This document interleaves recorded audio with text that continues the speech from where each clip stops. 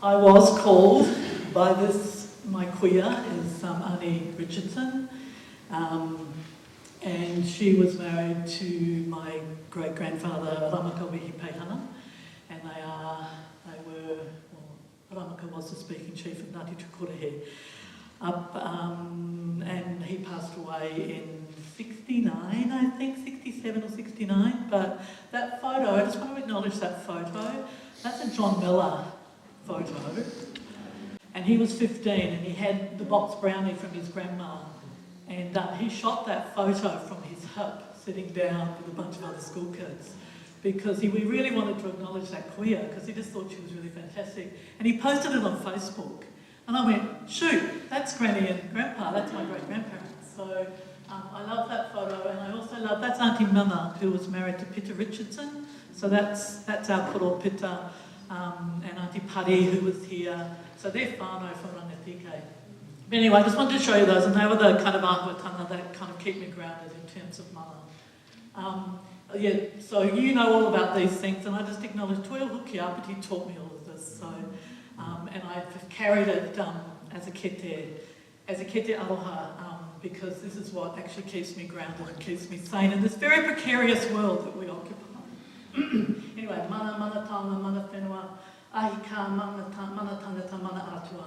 And I acknowledge also Mātauranga Collective, Nigel, Maka, just incredible people that we were engaged with this was like 30 years ago now. So anyway, whakapapa tino te tanga, mana, etc. Anyway, okay, so this is me now. I'm a small farmer, and I run an olive grove and an organic farm in Kuku, Whenua. So this is what you do when you're a full-time academic, and this is what I do. This is what I do to keep myself grounded. So this is the 15 acres that my Tani and we repurchased this land back in 2006.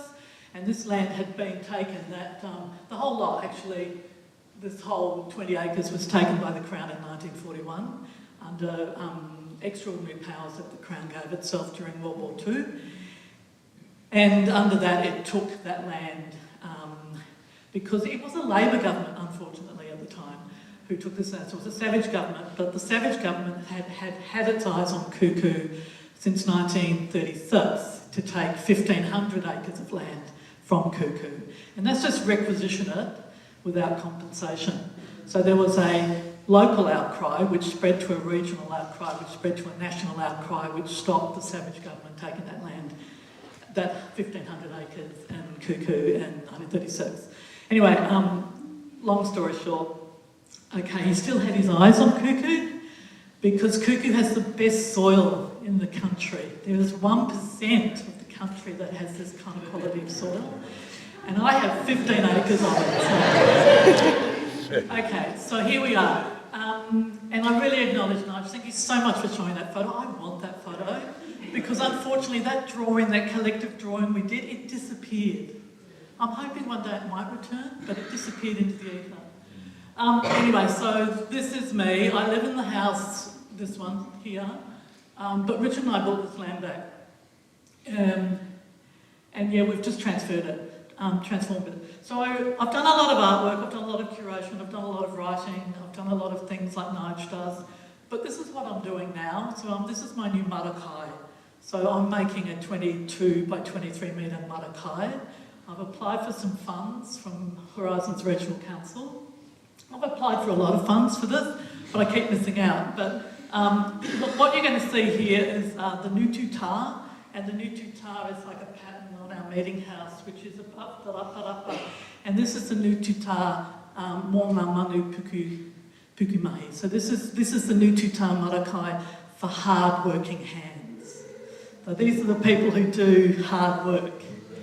And that's all of us. So these are all gardens. So these are pathways, garden. So I've applied for some more funding. So we'll try fourth time lucky, hopefully. But that's a 22 by 23 metre garden. And the reason I'm doing this is because I'm also wanting to create something on the whenua that you can see from the air.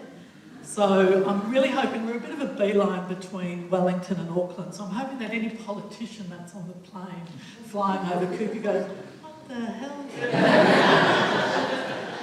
Because this is my mana whenua statement about what we're dealing with at the moment in terms of this government. So I'm going to ask one audience participation question. Who is not enrolled to vote? Be honest. Hands up, anyone? Oh, well, that's a good indication. So maybe you're a little scared. But what we have is we cannot have it as a future. It's not our future. Listen to all this kōrero that's going on here. Listen to all the people who are in this room. This is not our future. So that's my cultural imprint. And if they're successful, I'll cover that whole, well, not the whole farm, but at least the top 5 acres with this kind of cultural imprint.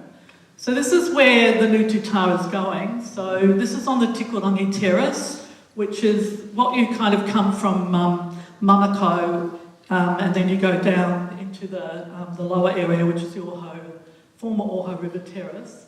So we have revegetated this area in here. I've got orchards and gardens, and then I've got the Waikōkapu Grove, and we just did the harvest 2 days ago.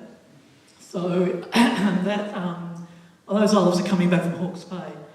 But this is the plan for transforming this 15 acres even further. And this was a little bit of a crazy kind of proposal drawing that did go to an international fund. And I know the people who were running the international fund, and I came second, so I didn't get the 50K to do the bigger project and everything, but I did come second in the world, so I thought that was pretty cool.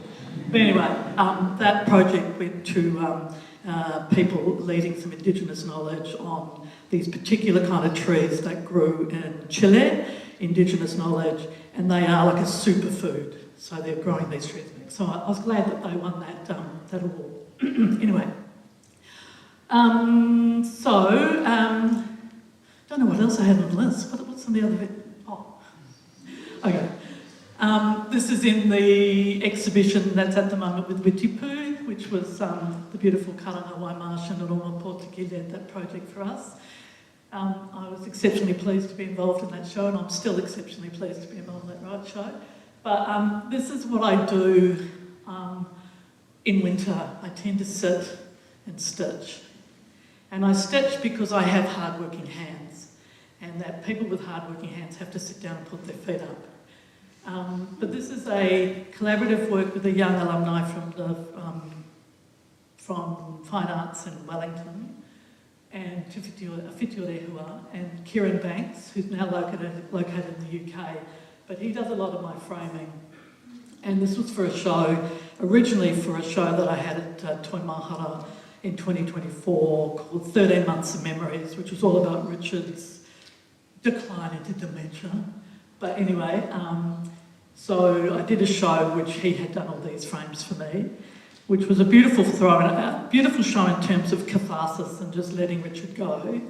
And then I've done, well, we forgot the show, Witipu 2026. You know, in 2023 we did the Kuku Biochar project because I burn the prunings from the olive grove. So I'm really into using biochar and tortura sawdust at the moment. And then this is what we, through the Witipu project, this is what I developed for that show, which refers back to that land being taken from Ngāti Tū in 1941, and it refers to my great-great-grandfather, who was the father of Ramaka Wehi Peihana, who you saw before. Mātai Taharape Wehi Peihana was one of the first dairy farmers. He was a Māori dairy farmer. That's when we owned all that land. And so the milking stools refer to him. This whole thing is about soil health, te toto te tangata he kai, te oranga o te tangata he whenua he one. So I work closely with that whole notion of making sure that the soil is replenished, it's conditioned, it's well looked after. I am an organic farm and I'm on organic olive oil. And then I had glass vessels blown in whanganui, and they contain 2025 harvest olive oil. The Toioho is also, this one here is just something like a shabby chic thing from the garden, which I painted with biochar paint, which is the Toioho for that exhibition. So I'm really pleased about that. And then this is my stitching of the maramataka, which is on hemp wool weave mat. And yeah, so I love that. Again, stitching, mental mindfulness, just e noho, whakapapa, acknowledge what you do and be grateful for what you have. So I think, is that the last one? Yeah, painted down.